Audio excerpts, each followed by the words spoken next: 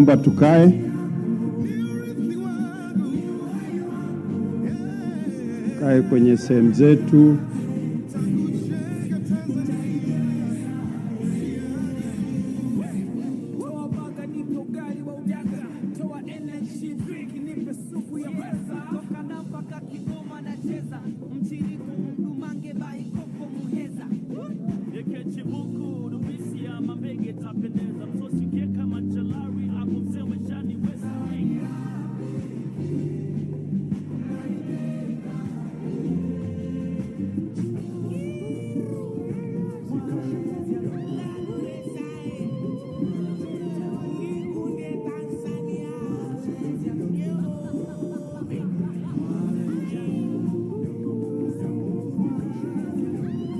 Naomba tusimame wapokee viongozi wetu. Mheshimiwa Daktari Samia Suluhu Hassan, Rais wa Jamhuri ya Muungano wa Tanzania, akiwa na mgeni wake Mheshimiwa William Samoei Ruto, Rais wa Jamhuri ya Kenya.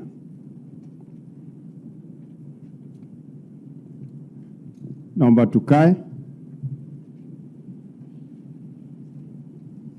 Mheshimiwa Daktari Samia Suluhu Hassan, Rais wa Jamhuri ya Muungano wa Tanzania, na mgeni wako Mheshimiwa William Samoei Ruto, Rais wa Jamhuri ya Kenya, karibuni katika ukumbi huu ambapo tutaanza na shughuli ya kusaini mikataba ipatayo 8.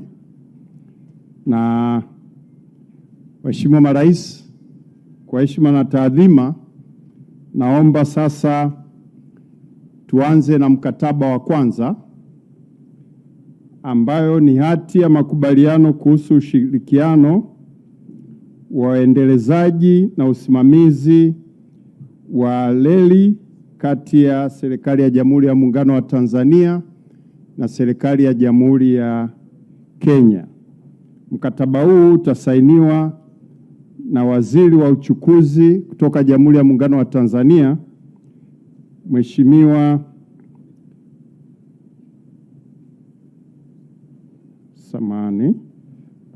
Makame Mnyambalawa. Naomba asogee pale mbele. Na kwa upande wa Kenya, mkataba huu utasainiwa na mkuu wa mawaziri na waziri wa mambo ya nje ya Kenya na diaspora, ambaye ni Mheshimiwa Daktari Musalia Mudavadi. Karibu sana.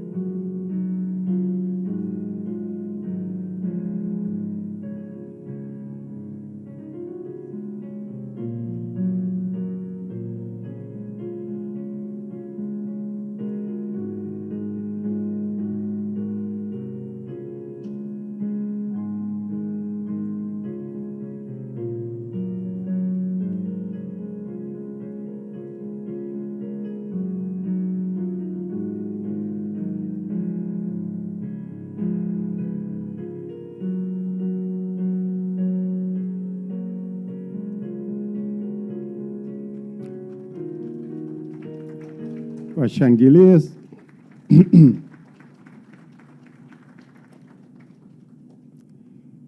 Asante sana, asante sana.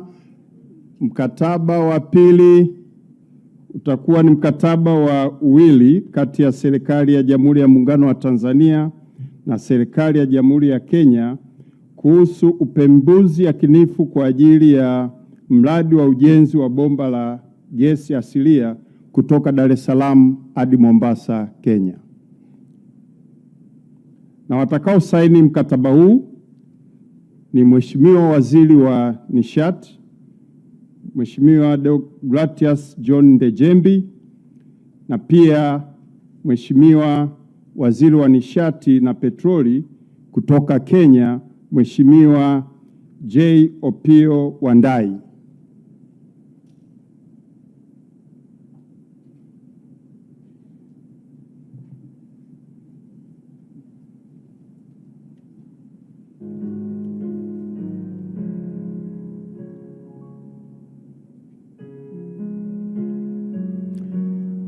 Wakati wakiendelea kusain, naomba nitaje mkataba utakaofuata ili tuwe tunajiandaa. Muda wetu umekwenda, tukimbizane na ratiba.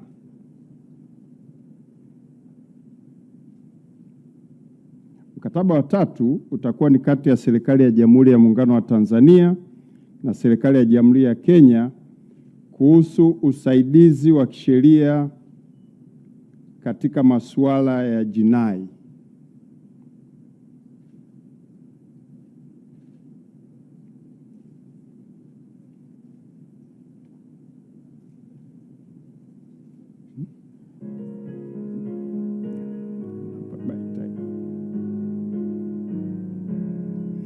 Mkataba huu utasainiwa na Mheshimiwa Balozi Mahamud Thabit Kombo, Waziri wa Mambo ya Nje na Ushirikiano wa Afrika Mashariki na Kati, na kwa upande wa Jamhuri ya Kenya utasainiwa na Mwanasheria Mkuu wa Kenya, Mheshimiwa Dorcas A. Aduo.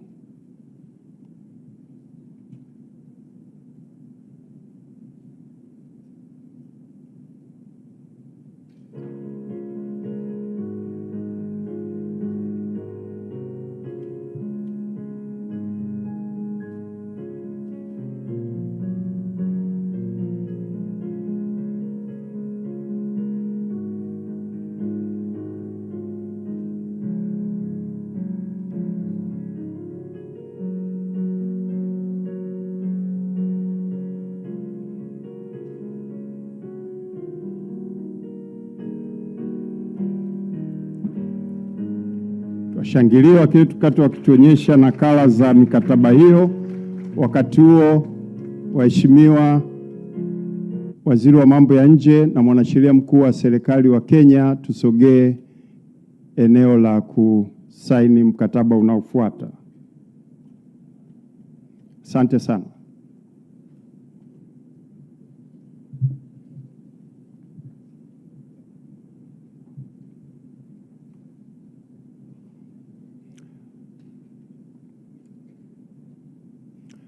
Mkataba wa 4 utakuwa ni hati ya makubaliano kuhusu masuala ya kilimo kati ya serikali ya Jamhuri ya Muungano wa Tanzania na serikali ya Jamhuri ya Kenya.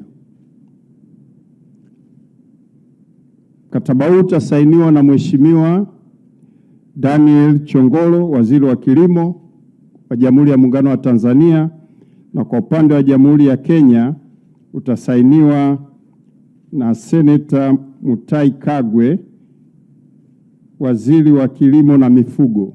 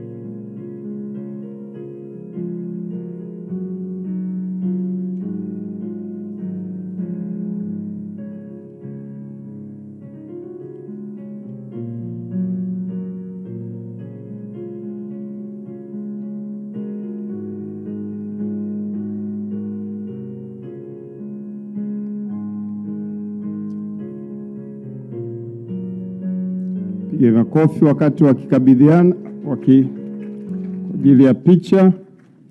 Wakati huo Mheshimiwa Waziri Chongolo sogee pale mbele, na Mheshimiwa Waziri Kagwe wa Kilimo na Mifugo kutoka Jamhuri ya Kenya sogee pale mbele.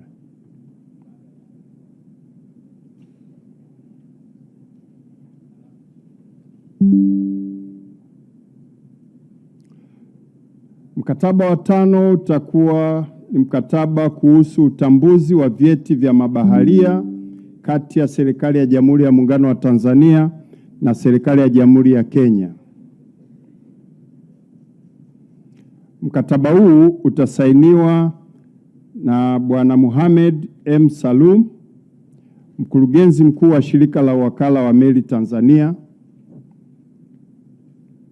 na kwa upande wa Kenya, mamlaka ya udhibiti wa usafiri wa majini nchini Kenya itasainiwa na CPA Omae Nyalandi ambaye ndio mkurugenzi mkuu.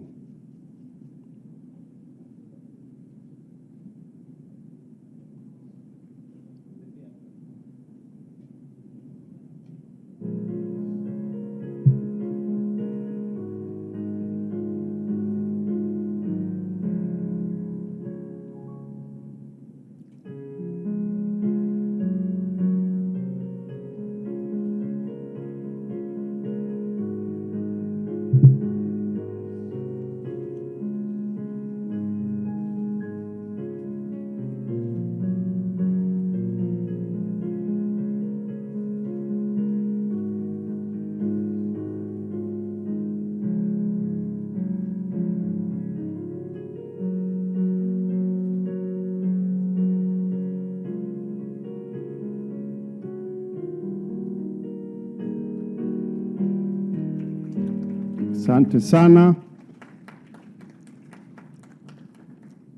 Namuomba Bwana Omar, mkurugenzi TASAC, tusogee mbele, na CPA Omae Nyalandi kwa upande wa Jamhuri ya Kenya. Na nyinyi mtabakia hapo kusaini mkataba utakaofuata wa 7 samahani.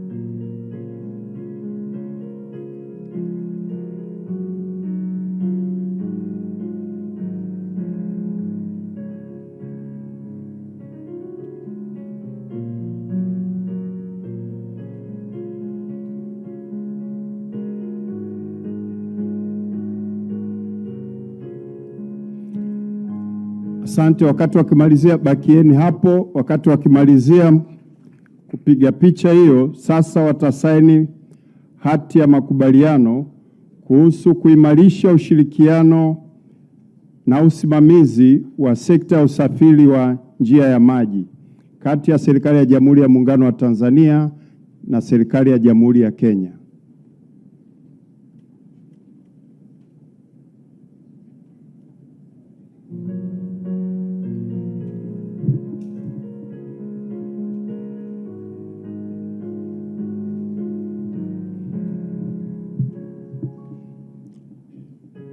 Wakati zoezi hilo likiendelea, hati itakayofuata kusainiwa itakuwa ni hati ya makubaliano kuhusu ushirikiano kati ya Taasisi ya Viwango Zanzibar na Shirika la Viwango la Kenya.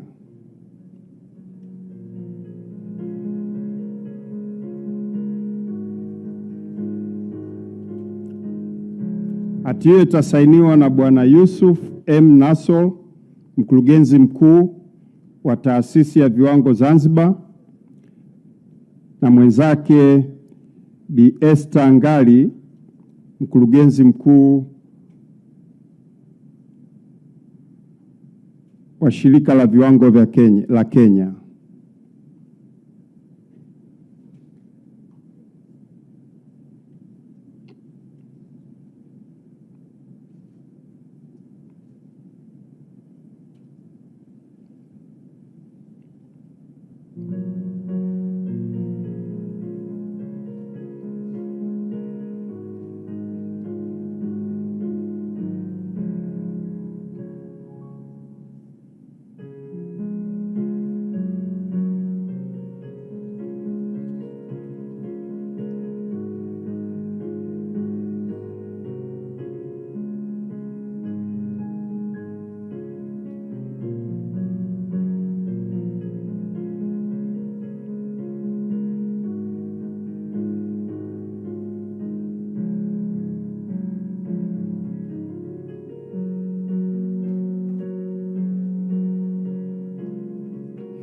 Asante sana. Naomba Bwana Yusuf na Bi Esther Ngali tusogee mbele.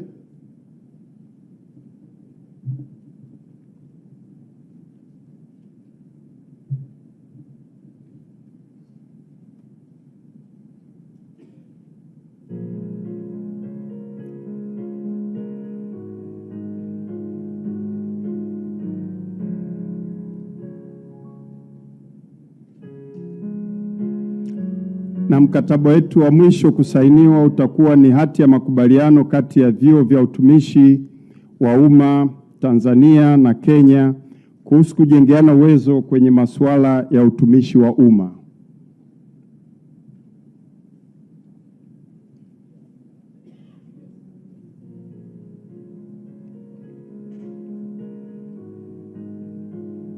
Hati hii itasainiwa na Daktari Ernest Francis Mabonesho, ambaye ni mkuu wa chuo na mkurugenzi mkuu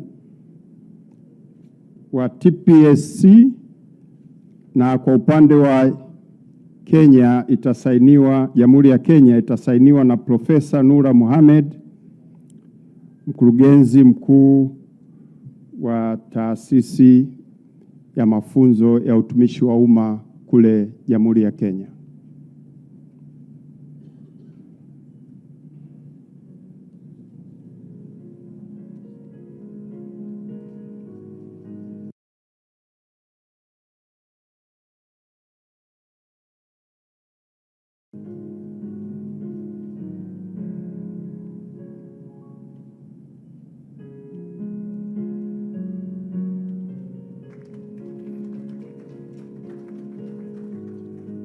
Asante sana. Niwaombe Dr. Mabonesho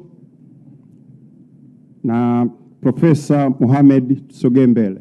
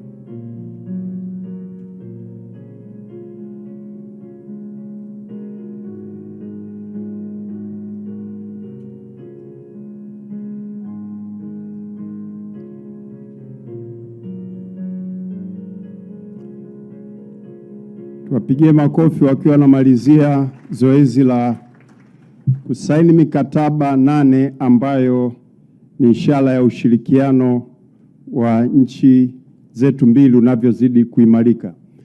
Waheshimiwa marais, sasa tunaelekea kwenye press conference. Na kwa sababu muda umekwenda, naomba mniruhusu nitambue ile protocol ndio tumetoa mwanzoni, na moja kwa moja sasa nimkaribishe Mheshimiwa Daktari Samia Suluhu Hassan, Rais wa Jamhuri ya Muungano wa Tanzania, azungumze na waandishi wa habari, na baada ya hapo atamkaribisha Rais William Samoei Ruto, Rais wa Jamhuri ya Kenya, naye kuzungumza na wanahabari. Karibu sana Mheshimiwa Rais. Nakushukuru sana. Mheshimiwa Dr. William Samoei Ruto, Rais wa Jamhuri ya Kenya, waheshimiwa mawaziri kutoka Tanzania na Kenya, ndugu wanahabari, mabibi na mabwana. Ndugu wanahabari, jana tulikuwa hapa kumpokea mgeni wetu ambaye pia ni jirani yetu, Mheshimiwa Paul Kagame, na leo tena tumepata baraka ya kumpokea jirani wa karibu zaidi na ndugu yetu karibu zaidi, Mheshimiwa William Samoei Ruto, Rais wa Jamhuri ya Kenya. Rais wa Kenya mara nyingi amekuwa akija Tanzania, lakini akija kwa shughuli mbalimbali, lakini leo amekuja kwa ziara rasmi ya kiserikali. Na katika ziara hii tumefanya mazungumzo muda mfupi uliopita. Tumefanya mazungumzo kuangalia maendeleo ya nchi zetu, lakini pia tumezungumza kidogo masuala ya siasa na masuala ya usalama na ulinzi wa nchi zetu. Kwa hiyo tunapozungumza mambo ya kiuchumi, tumezungumza pia masuala ya ustawi wa jamii za Kenya na Tanzania. Lakini kama mjuavyo, dunia ya sasa, ushirikiano kati ya mataifa umejikita zaidi kwenye mambo ya kiuchumi. Kwa hiyo tulijielekeza sana kwenye mambo ya kukuza biashara, lakini pia mambo ya kukuza uwekezaji katika nchi zetu. Na katika hilo tulikubaliana kuondosha vikwazo vyote visivyo vya kikodi ambavyo tukipunguza vinaongezeka, tukipunguza vinaongezeka. Sasa tumewapa watendaji wetu muda mwisho wa mwezi huu wa Mei wawe wamemaliza vikwazo vya kikodi. Kwa hiyo hilo ndio moja tu. Lakini la pili, tume zetu za pamoja au kamati za pamoja za biashara, Joint Trade Committees, zikae mara kwa mara kuzungumza masuala ya biashara na kuhakikisha hakuna vikwazo vipya vinajitokeza kwenye mambo hayo. Tumezungumza mambo ya nishati, na kama mnavyoona kumewekwa saini mikataba 8, kati yao mkataba wa nishati, na hii ni kujenga njia za kuunganisha kuziana umeme baina ya nchi zetu mbili. Tumekamilisha njia moja, tunakwenda kujenga njia ya pili, na ndio hichi tulichosaini leo hapa. Vile vile tumesaini ujenzi wa bomba la gesi utakaotoka Tanzania Dar es Salaam kuelekea Mombasa, Kenya. Hayo nayo tumezungumza, tumekubaliana, na kama mlivyoshuhudia tumesaini maelewano hapa. Jambo la tatu ni kwa upande wa uchukuzi na miundombinu. Mmeshuhudia uwekaji wa saini kule Kenya, wasema kuweka dole, si ndio? Kuweka kidole, sio kuweka dole, kidole. Tumeweka saini makubaliano kwenye nyanja mbili. Moja kwenye reli, tunakwenda kuunganisha reli kutoka bandari ya Tanga, tunakwenda mpaka Kilimanjaro. Kilimanjaro tunapita Taveta, reli inaunganika na Kenya.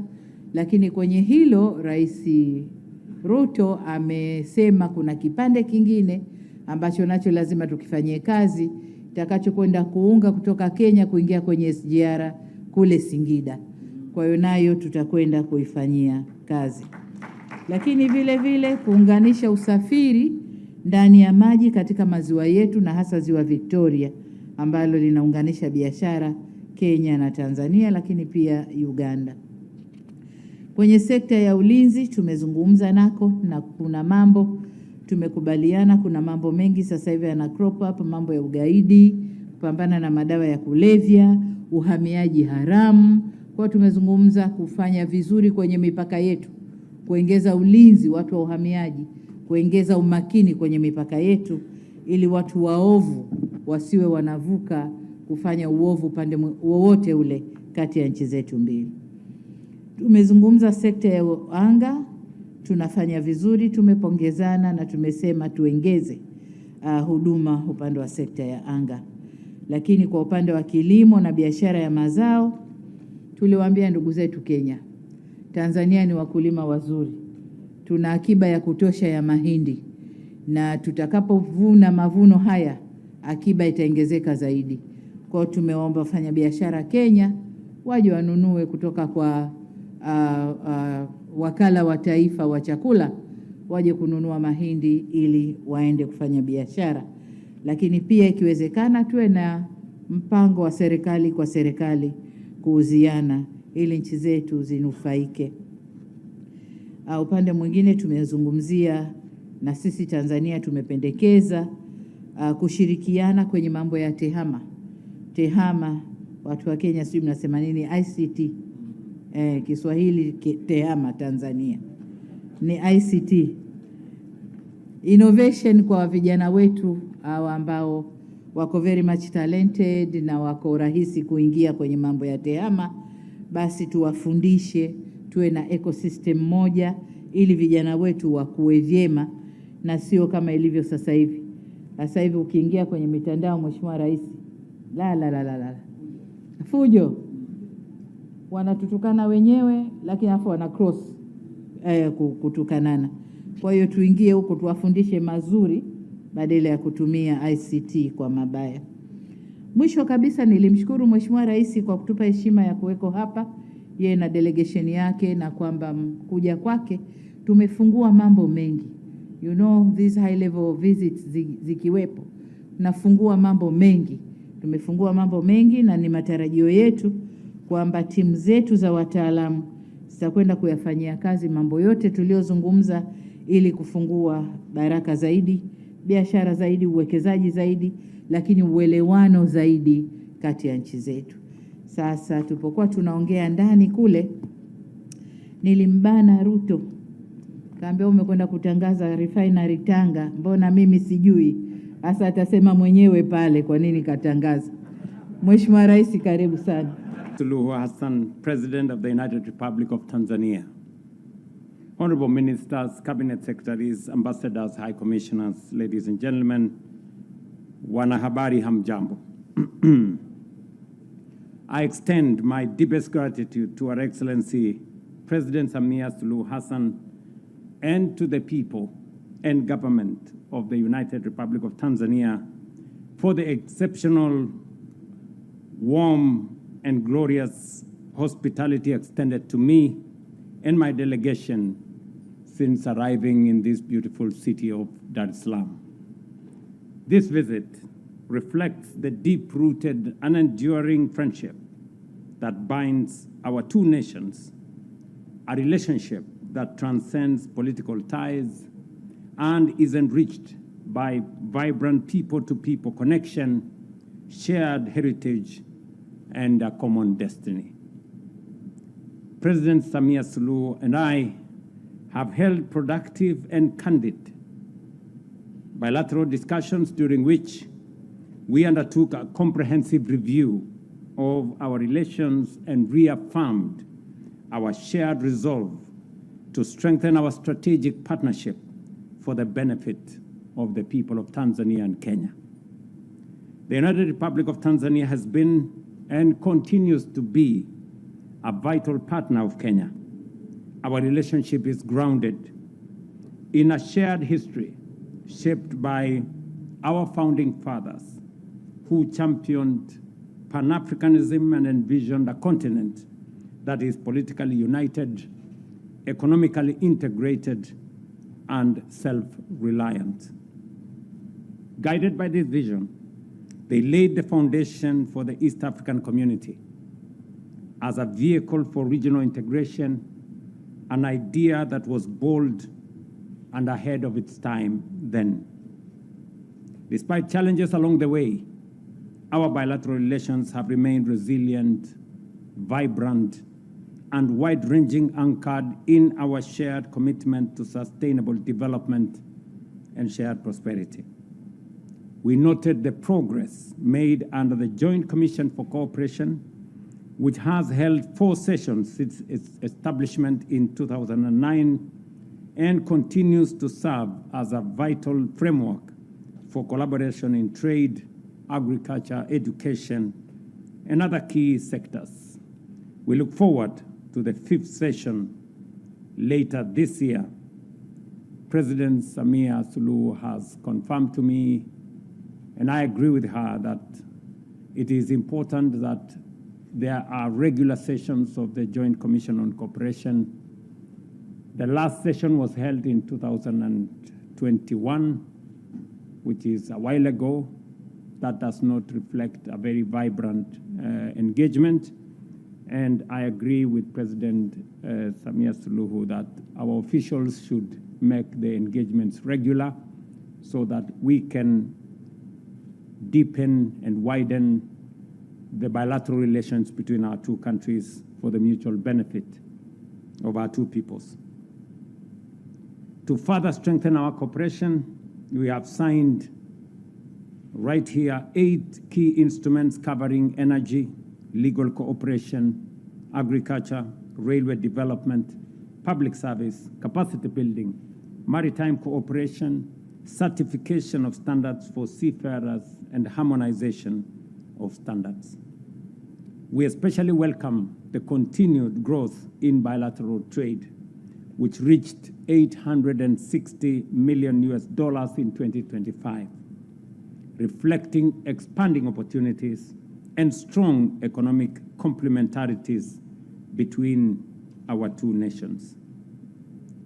I did inform my sister, President Samia Suluhu, as I do the great people of Tanzania, that Kenya needs Tanzania as much as Tanzania needs Kenya.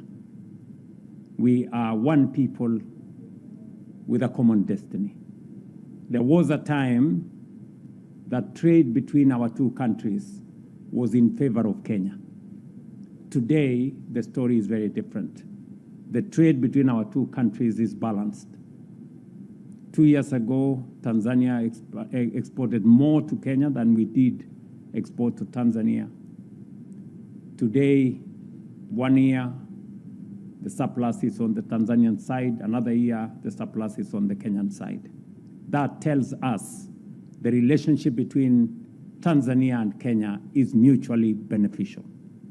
And that means we should work on creating more synergy,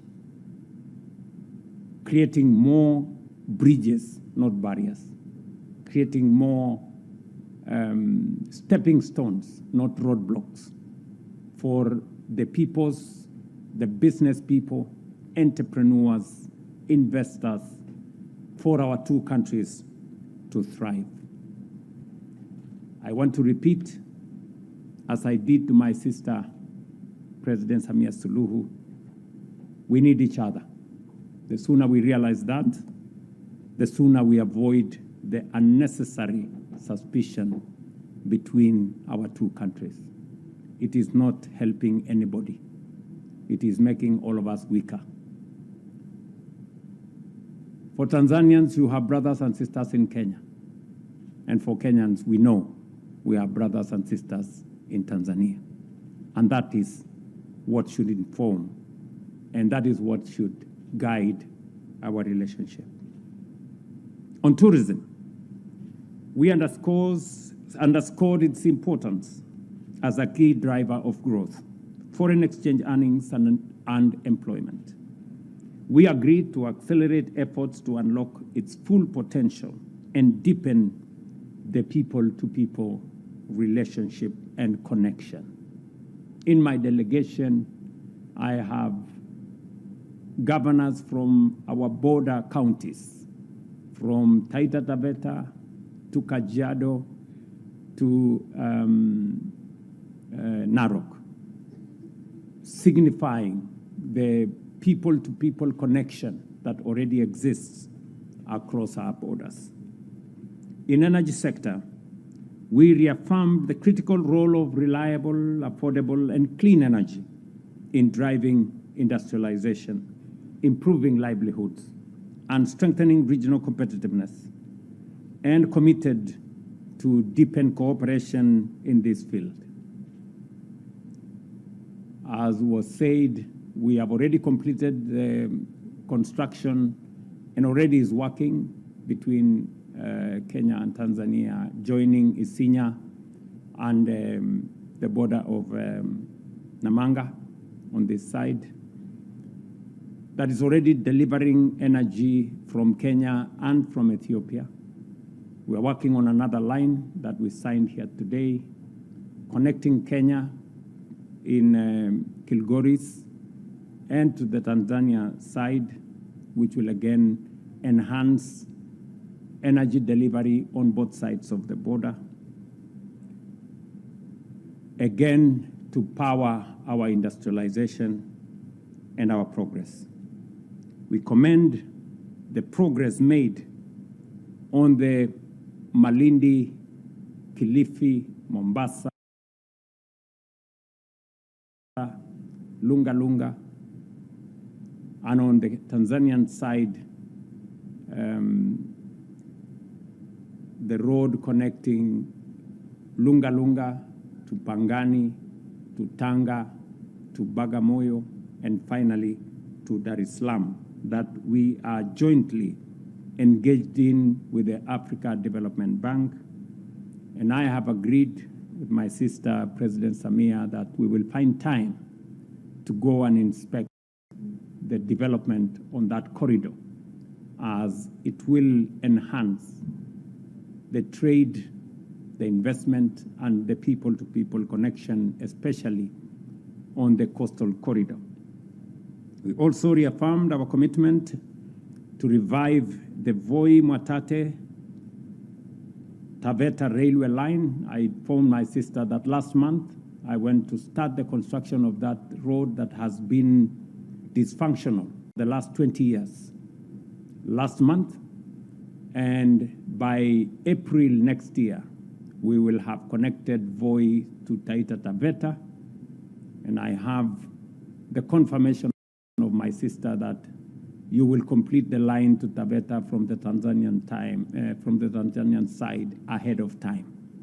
I have requested that that road should also be connected to Singida so that we can find a transport corridor joining your SGR all the way to Burundi. That will unlock the full potential of the East African community, connecting Kenya, Tanzania, Burundi, and beyond. On boundary affirmation, we commended the progress made with 564 kilometers of the 778 kilometers boundary already completed, and commit to finalize the remaining work ahead of the African Union deadline in 2027. We also received regional security challenges, and we also reviewed regional security challenges and reaffirmed our commitment to enhance cooperation to ensure that our shared borders remains zones of peace, stability, and opportunity, and agreed that we should bring back the Ujirani Mwema framework that helped public officials on both sides of the border to better manage the border so that we can keep away criminals, terrorists, drug traffickers, human trafficking cartels, and make sure that we keep the border what it should always be, to facilitate trade and business between our two countries. As founding members of the East African community, we reaffirmed our unwavering commitment to advancing regional integration and working together to realize the full potential of our community. We also noted that as the global supply chains continue to shift, our region is well positioned to emerge as a competitive hub for production and investment. To realize this potential, we must deepen our regional integration and pursue coordinated strategies that enhance our collective competitiveness.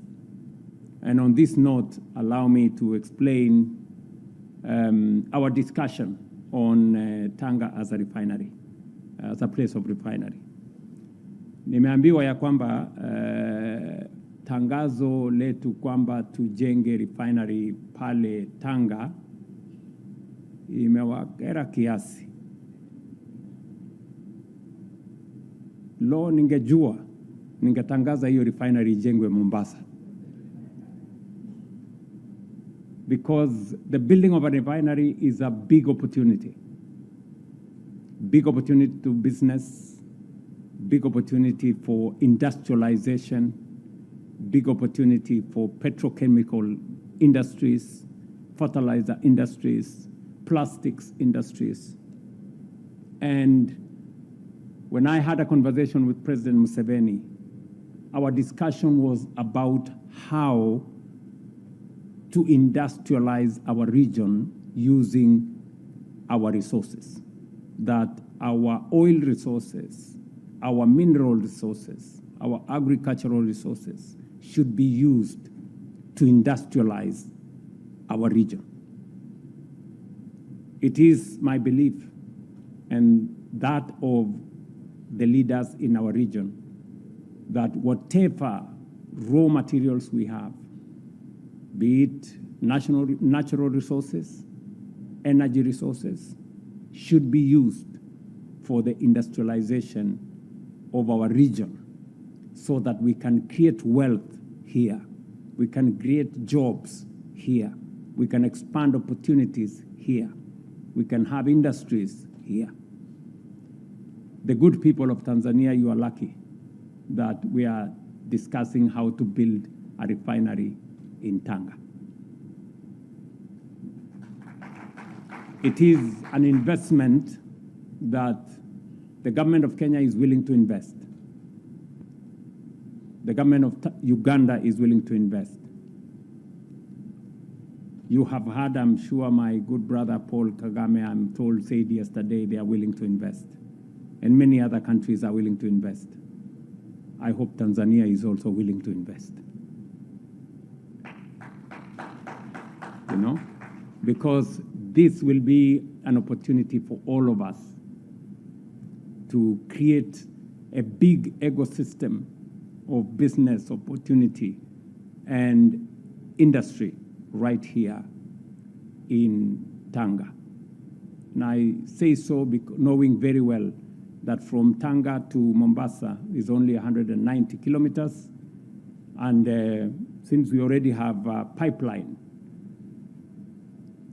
of refined products from Mombasa, we will then use all our assets appropriately. We will use the crude pipeline that is coming from Uganda to transport the crude, refine it in Tanga, take it to Mombasa, transport it back to our region, and do big-time business together, both as countries and as the business community.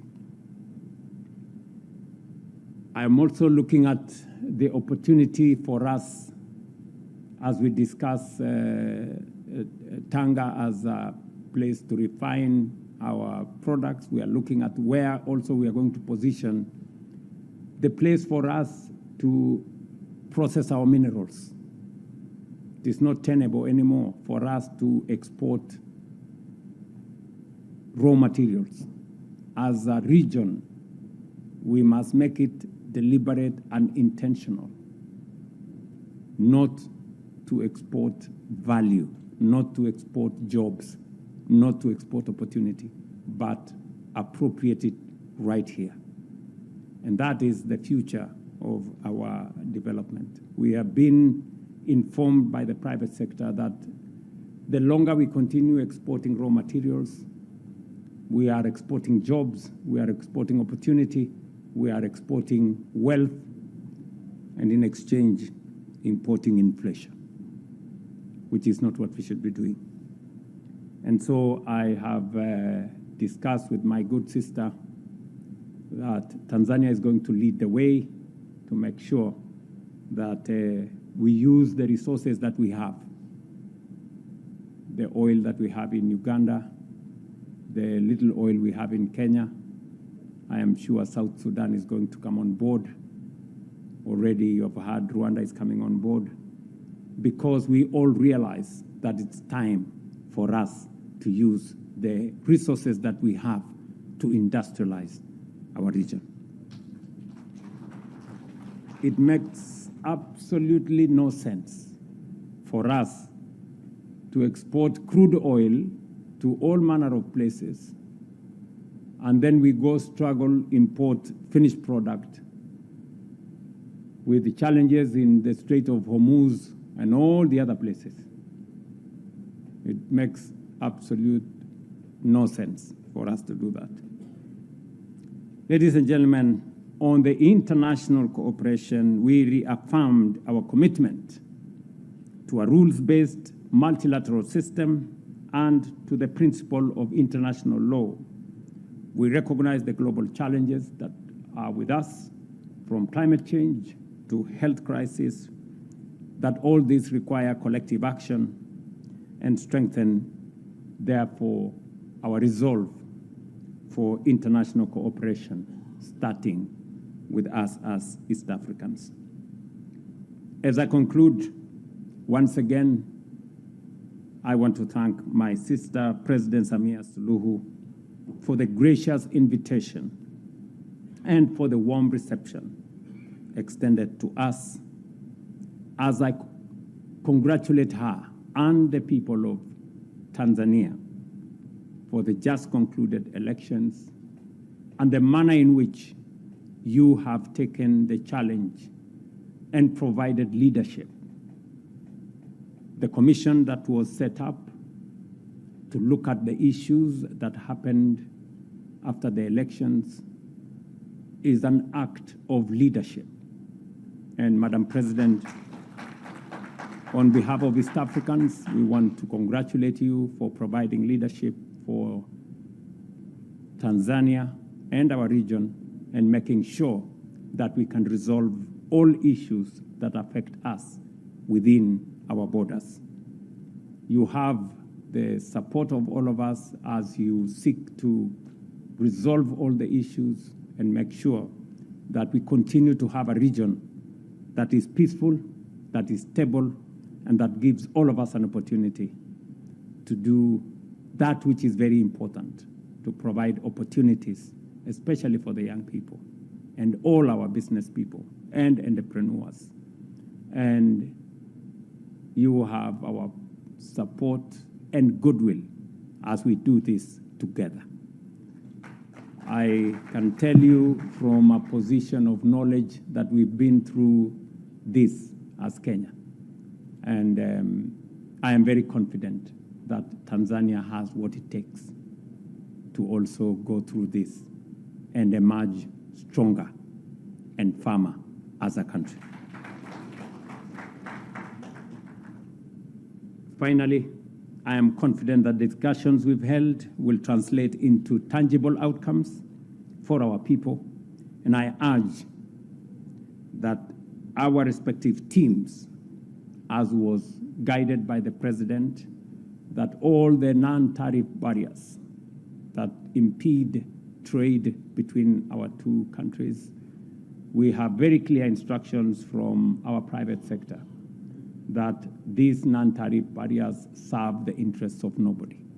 And therefore, they should be resolved, as was ably instructed by the President, by the end of this month, so that East Africans can do business, can invest, and can trade without roadblocks and without barriers. Thank you very much, Madam President, for again receiving us in this beautiful city of Dar es Salaam. And I am looking forward to the next few days as I engage with the great people of Tanzania. Thank you very much. I hope I have explained myself enough.